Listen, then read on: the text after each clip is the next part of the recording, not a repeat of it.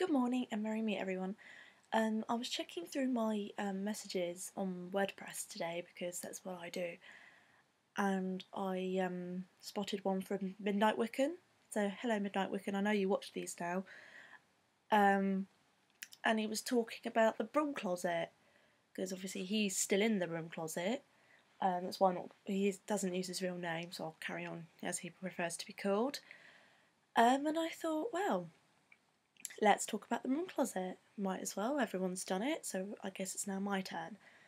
Well, when I first became a Wiccan, I was like, who do I tell, who do I don't? Because in the UK we're a lot more open with these sorts of things, I just told people bit by bit. I told my friends first, but I was like, oh, by the way, I've discovered this thing called witchcraft, and it's a Wicca, and it's so cool. Look, you can hug trees and cast spells and that. I was 14, and obviously, naturally, people didn't take me very seriously. Come on, I was only a youngster, so naturally, I didn't understand. I just thought it all cool, witchcraft, spells. Look, I can wear a pointy hat and get away with it. Look, I've got a cute little wand. But obviously, as I got a bit older, and I changed schools, and then I was out of the broom closet there as well. But everyone took the mickey out of me. Like, you wouldn't believe the bullying that I went through because I was out of the broom closet. And they're like, Harry Potter's not real. And all the rubbish that non-pagans say to witches and pagans and Wiccans and all that. And it was to the point where I completely denounced everything. I denied everything and went and crept back into the broom closet and locked the door on, and stayed pretty much in the broom closet for a few years. Obviously then I started college and I was like, right, am I going to come out of the broom closet or not? Because I'm autistic as well, I decided I'm not going to tell anyone I'm autistic, and I'm definitely not going to come out of the broom closet because what if the Mickey taking is going to be worse at college? And I think it all came out one day about the autism anyway, because one of my other classmates, who is a lot more severe than I am, had one of those episodes, and even though he and I didn't want the class to know about the autism, one of our lecturers told the class about it anyway. So obviously that meant I had to come out of the autism closet, as it were. It wasn't great, but everyone was really understanding, and I ended up having to do a few presentations to different tutor groups about autism and all the rest of it, and it was all really good. So then that got me thinking, if they're going to be open and alright with me being autistic, I guess they're going to be okay about me coming out of the broom closet. So in the summer term of last year, I popped my head out of the closet and goes, hey, I'm in the broom closet, but I'm going to say that I'm a pagan. That's quite okay-ish. Okay, I got the little bit of winding up, all cast a spell on me and all the rest of it, but it all died down pretty quickly. So I was like, yeah, okay, that's fine. And I think now everyone in my tutor group knows that I'm an openly practising witch. I think some of them watched my first vlog and took the mickey, naturally. My boyfriend obviously knows that I'm a witch, as does, I think, his family knows. My foster mum, I think, knows as well. Not sure if my actual mum knows. And obviously all my friends know in the student union, and all my tutors sort of know, because I think we were going to do a documentary about witchcraft, which didn't go down very well because we couldn't find any interviewees who would be open enough to obviously take part, which was quite annoying.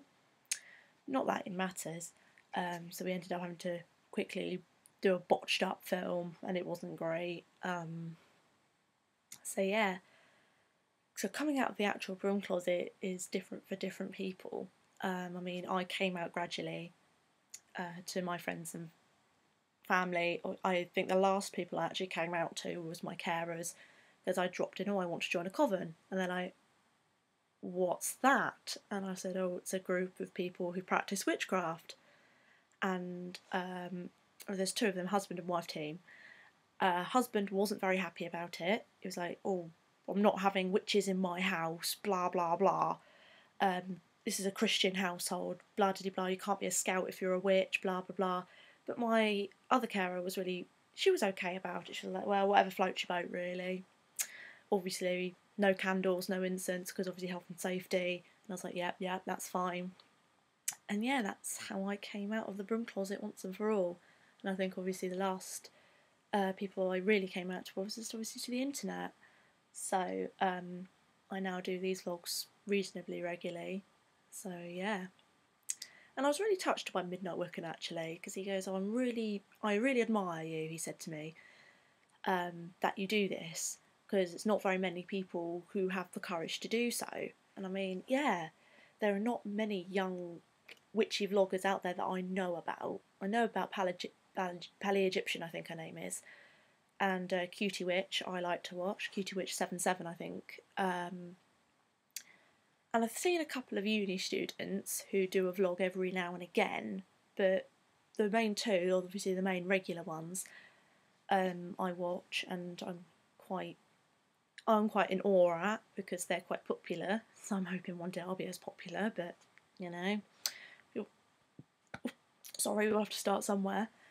But I think more witches are taking to the blogging than the vlogging at the moment, because obviously behind a blog post you don't recognise the face, you don't know the voice of the person obviously talking about this subject, which is why you don't get as many witchy vloggers, I don't think, because obviously even in this day and age it's quite secretive, I suppose, because of the fact that people don't, I think because of the prejudice, and they're not really sure about what it all is all about, and they're not educated about it, which is why I was really pleased when college decided for Interfaith Week, because I mean I'm one of the Equality and Diversity officers for my college, and they sort of said, oh, is there any other religions you'd like to obviously involve? And I stuck my hand up and said, actually, I'm a pagan, and I know that there are probably a few pagans, Wiccans and witches in college, and I'd quite like it if we covered that. So we did, and I was really happy actually, and yeah, a load of people came up to me and asking me questions about what is paganism, what is Wicca, what does it involve, and I was like, yeah, great, that's really cool. But obviously some places aren't as lucky as we are, and I suppose you have to really think about whether you want to come out of the broom closet or not, whether you are happier just, you know, popping your head around the door every now and again, or if you're going to slam yourself shut and properly lock the door, or if you're going to be just out there, because there's being out there and there's being out there. I know, I mean, I'm quite out there, because obviously with all this publicity, but I'm not one of those that wears a giant pentacle, or does the thick emo makeup or whatever, and goes, whoa, I'm out there.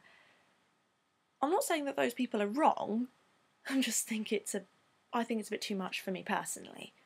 I'm one of those who's like, yeah, I'm a witch, but it doesn't mean I have to dress up like one, or like a stereotypical person who was supposedly practiced witchcraft anyway.